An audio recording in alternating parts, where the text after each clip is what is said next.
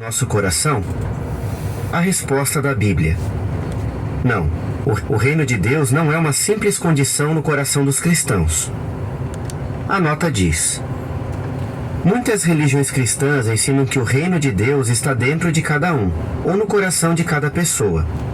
Por exemplo, nos Estados Unidos, a Convenção Batista do Sul diz que o reino de Deus é o reinado de Deus no coração e na vida da pessoa.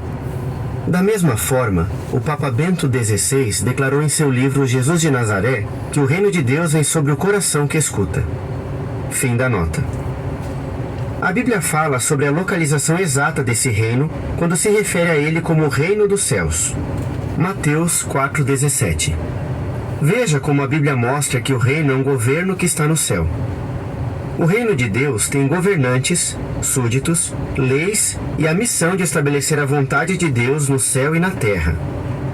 O governo ou reino de Deus governará sobre todos os povos, grupos nacionais e línguas da terra.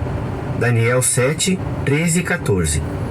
Essa autoridade lhe foi dada não por seus súditos, mas pelo próprio Deus.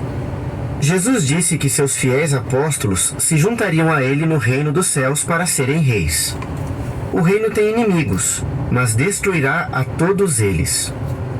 A Bíblia não ensina que o reino dos céus está em nosso coração no sentido de que ele governa no coração de uma pessoa. Mas ela mostra que a palavra do reino, ou as boas novas do reino, podem e devem influenciar nosso coração. Mateus 13:19 e 24:14. O que significa a frase, o reino de Deus está dentro de vós? Um dos motivos que deixam algumas pessoas confusas sobre a localização do reino é a forma que algumas traduções da Bíblia vertem o texto de Lucas 17:21. Por exemplo, a Almeida, Revista Atualizada, diz: o reino de Deus está dentro de vós.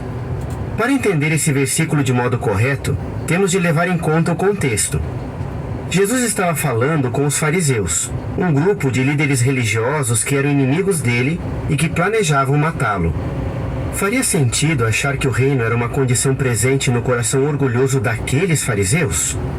Jesus disse a eles: por dentro estáis cheios de hipocrisia e do que é contra a lei. Mateus 23, 27 e 28. Outras traduções vertem com exatidão o que Jesus disse em Lucas 17, 21. O reino de Deus está entre vocês. Nova Versão Internacional.